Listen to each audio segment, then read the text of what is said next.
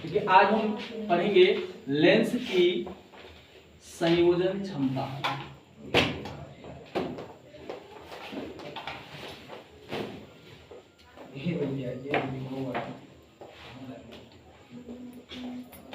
ठीक, लेंस की संयोजन क्षमता की अगर बात की जाए तो संयोजन का मतलब होता क्या, पहले इसको समझिए। संयोजन का मतलब होता जुड़ना। संयोजन का मतलब जुड़ना।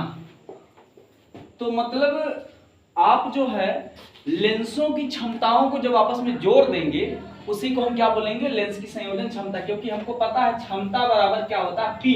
क्षमता को हम किससे डिनोट करते हैं, पी से। और पिछले वीडियो में हम लोगों ने पढ़ा था कि लेंस की क्षमता की अगर बात की जाए तो किसी भी लेंस के द्वारा प्रकाश की किरणों को फैलाने अथवा सिकोड़ने, मतलब अभिसारित करने अथवा अपसारित करने की जो क्षमता होती है उसी को हम क्या बोलते हैं, लेंस की संयोजन, ये लेंस की क्षमता। ठीक ना। लेंस की क्षमता में क्या पढ़े थे, मान लीजिए आप जो है एक सिंपल एग्जांपल लीजिए, एक गाड़ी मोटरसाइकिल देख रहे हैं आप लोग ना। मोटरसाइकिल वाले मामले में क्या होता है कि आप जब मोटरसाइकिल का जो लाइट ऑन करते हैं, ठीक, तो वो क्या होता है, एक बिंदु से निकलता है और इधर उधर फैल जाता है। आप देखते हैं कि वो जितने बिंदु से निकलता है, जितने कम रेंज में उत्पन्न होता है लाइट, वहां पे क्या आगे चलकर भी उतने रेंज में जाता है, उससे ज्यादा फैल जाता है, फैल जाता है। ठीक, तो ये हो गया हमारा अपसार वाला गुण, मतलब फैलने वाला गुण। लेकिन हम और आप कोई वस्तु देखते हैं तो वो वस्तु मान लीजिए बहुत बड़ा ट्रेन है और हम और आप जो है 500 मीटर की दूरी से देख रहे हैं ट्रेन जा रहा है, तो ट्रेन से टकराने वाली जो किरणें होती है वो हमारे आपके आंख पे आकर इकट्ठा होती हैं। तो जब अवतल लेंस की बात करेंगे तो अवतल लेंस वाले मामले में क्या होता है, फैलता किरण, मतलब आप देखें तो ना मुख्य अक्ष से क्या हो रहा था, दूर जा रहा था। और उत्तल लेंस में क्या होता है कि वो जाकर के इकट्ठा होता है। ठीक, तो इस केस के आधार पर जो है लेंसों में दो प्रकार की क्वालिटी पाई जाती है। एक तो होता है प्रकाश की किरणों का दूर दूर चले जाना, और एक होता है कि आती ही किरणें क्या करें, एक स्थान पे मिल जाए। तो इस आधार पे लेंसों के द्वारा जो है दो प्रकार की क्वालिटी प्रदर्शित की जाती है। एक तो होता है प्रकाश की किरणों को इकट्ठा कर लेना और दूसरा होता है प्रकाश की किरणों को फैला देना। इन दोनों को अगर मान लीजिए हम समझ गए तो मान के चलिए कि आपको लेंस की क्षमता के बारे में जानकारी प्राप्त हो गई। तो लेंस की क्षमता क्या होता है, किसी लेंस द्वारा प्रकाश की किरणों को अपसारित अथवा अभिसारित करने की जो क्षमता होती है उसी को हम क्या कहते हैं, लेंस की क्षमता। ठीक, तो यहाँ पे जो है लेंस की क्षमता वाला पॉइंट जो है पीछे हम लोग पढ़ चुके हैं और इसमें भी थोड़ा बहुत बता दिए हैं।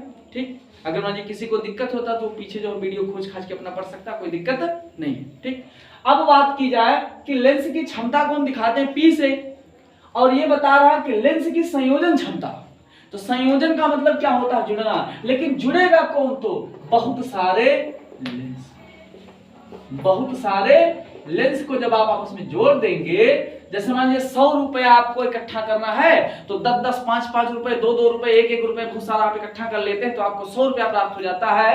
वैसे लेंस की संयोजन क्षमता जो होती है इसको आप दिखाएंगे P बराबर P1 plus P2 plus P3 plus P4 dot dot Pn कर सकते हैं। इसका मतलब क्या होता है कि भैया ये पहले लेंस की क्षमता है, ये दूसरे लेंस की क्षमता है, ये तीसरे लेंस की क्षमता है और ये चौथे लेंस की क्षमता है। मतलब हम कह सकते हैं कि लेंस की जो संयोजन क्षमता होती है कुल लेंसों की जो क्षमता होती है उसके योग के क्या होता है, बराबर होता है। लेंसों की जो संयोजन क्षमता होती है अगर हम आप उसको प्राप्त करना चाहते हैं तो सभी जो दिए गए लेंस हैं उनकी क्षमताओं को आपस में क्या करिए, आप जोड़ दीजिए। सिंपल मैथ कैलकुलेशन की तरह जोड़ घटाव जिसे लगाते हैं वैसे आपको करना है। इसको आप क्या करेंगे, लेंस की संयोजन क्षमता। बात समझे, कोई दिक्कत नहीं ना। तो इसका मतलब एक मामला समझ में आया किसकी परिभाषा में कि सबसे टेक्निकल वर्ड इसका क्या है, तो बहुत सारे लेंस क्या कर दिए जाए, आपस में जोड़ दिए जाए तो इनके जो कुल क्षमताओं का मान प्राप्त होगा उसी को हम क्या बोलेंगे, लेंस की संयोजन क्षमता। बात समझे, पहले डायग्राम बनाइए फिर जो है परिभाषा लिखते हैं। बनाइए।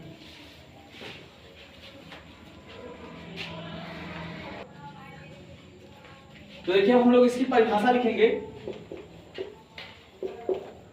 तो परिभाषा में क्या लिखेंगे, एक लेंस रखा गया है, बहुत सारे लेंस रखे गए हैं, बहुत सारे। तो परिभाषा में लिखेंगे एक साथ कई लेंसों को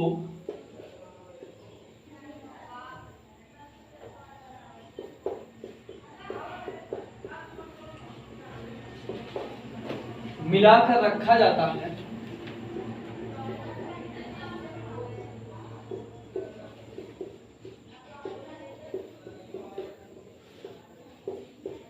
तो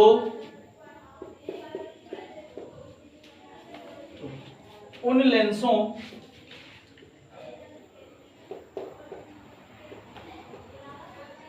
की क्षमताओं का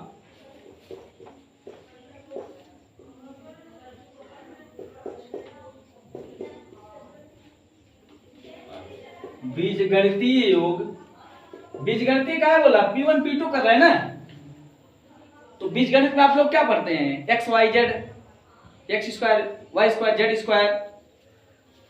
बीज गणितीय योग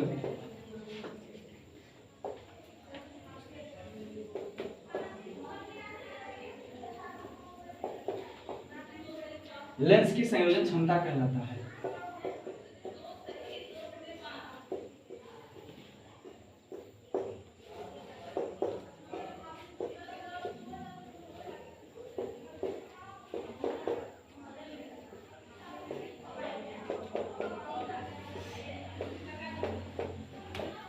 ठीक है, तो देखिए हमने क्या लिखा है, यदि एक साथ कई लेंसों को मिलाकर रखा जाता है तो उन लेंसों की क्षमताओं का बीजगणितीय योग लेंस की संयोजन क्षमता कहलाती है। या कहीं कहीं आपको लिखा मिलेगा, उन लेंसों की क्षमताओं का बीजगणितीय योग लेंस की संयोजन क्षमता के बराबर होगा। मतलब वही है, बोलने का तरीका अलग है केवल, है ना। परिभाषा लिख लिया आप लोग, ठीक, उतार लिए ना। देखिए जो है अभी हम लोगों ने पढ़ा लेंस की संयोजन क्षमता क्या होती है, उसमें हमको एक सूत्र मिला था, P बराबर P1 plus P2 plus P3 plus P4 plus P5 dot dot dot Pn। n का मतलब क्या है, नंबर ऑफ लेंस, है ना। लेंस की जितनी क्षमता होगी सभी लेंसों का मान आप जोड़ देंगे तो क्या आ जाएगा, लेंस की संयोजन क्षमता। ठीक है ना, मतलब पहले लेंस की क्षमता प्लस दूसरे लेंस की क्षमता प्लस तीसरे लेंस की क्षमता प्लस चौथे लेंस की क्षमता प्लस पांचवें लेंस की, जितना लेंस रहेगा सब आपस में आप जोड़ते चले जाइए। ठीक है ना।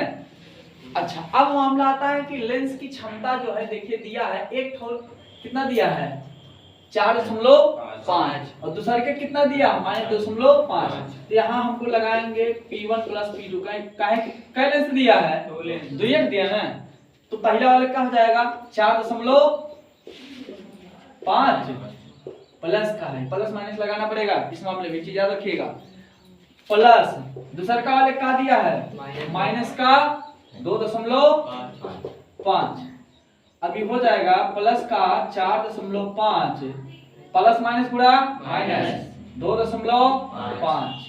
अब 4.5 रुपया में से 2.5 रुपया निकालेंगे, कितना बचेगा 2 रुपया। ठीक, क्या आ गया प्लस का 2। अब याद रखिएगा ये आ गया हमारा आपका क्या, P आ गया, मतलब लेंस की संयोजन क्षमता। हम लोग पीछे पढ़ चुके हैं P बराबर 1/f, मतलब फोकस दूरी और लेंस की जो क्षमता होती है उसमें कौन सा संबंध होता है, सीधा उल्टा संबंध होता है। जब बराबर लेवल का होगा तो उसको बोलेंगे समानुपाती, मतलब सीधा संबंध है। अगर लेवल ऊपर नीचे हुआ तो बोलेंगे व्युत्क्रमानुपाती या उल्टा संबंध है। अच्छा, एक चीज और याद रखिएगा, समानुपाती या अनुक्रमानुपाती दोनों का मतलब एक ही होता है। समानुपाती लिखा हो या अनुक्रमानुपाती दोनों का मतलब एक ही होता है, लेकिन व्युत्क्रमानुपाती अलग चीज है। व्युत्क्रमानुपाती मतलब व्युत्क्रम माने क्या होता है, उल्टा। ठीक, अब P का वैल्यू कितना आया हमारा 2 आया है।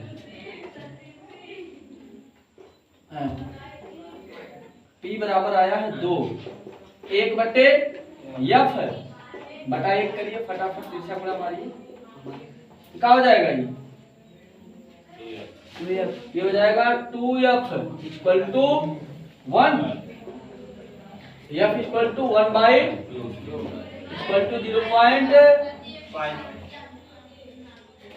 Metre, 0.5 metre. थोड़ा इज्जत से लिखा जाए, लगे कि हमारा भी इज्जत है ना। तो बात समझ में आई? कोई दिक्कत बता लीजिए। तो देखिए संयोजन क्षमता से संबंधित जो है एक और प्रश्न हम लोग सॉल्व करने जा रहे हैं।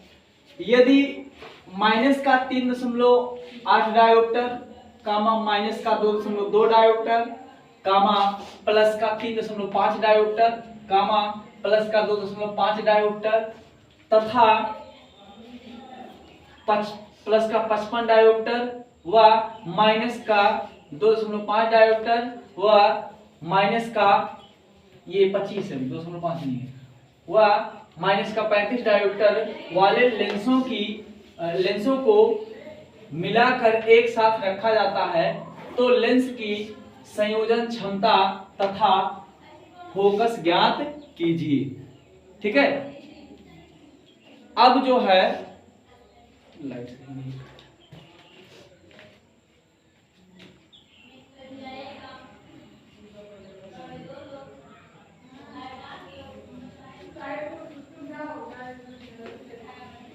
तो यहां पर जो है याद रखिएगा, हमको केवल मतलब रखना किससे, तो P1 हमारा क्या है, P1 बराबर है माइनस का 3.8, P2 बराबर क्या है माइनस का 2.2, P3 बराबर क्या है प्लस का 3.5, P4 बराबर क्या है तो प्लस का 2.5 और P5 बराबर क्या है तो प्लस का 55, P6 बराबर क्या है तो माइनस का 25 और P7 बराबर क्या है तो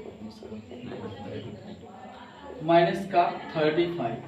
तो याद रखना है हमको कि P7 तक चलना है। तो P बराबर हम क्या लिखेंगे, P1 plus P2 plus P3 plus P4 plus P5 plus P6 plus P7।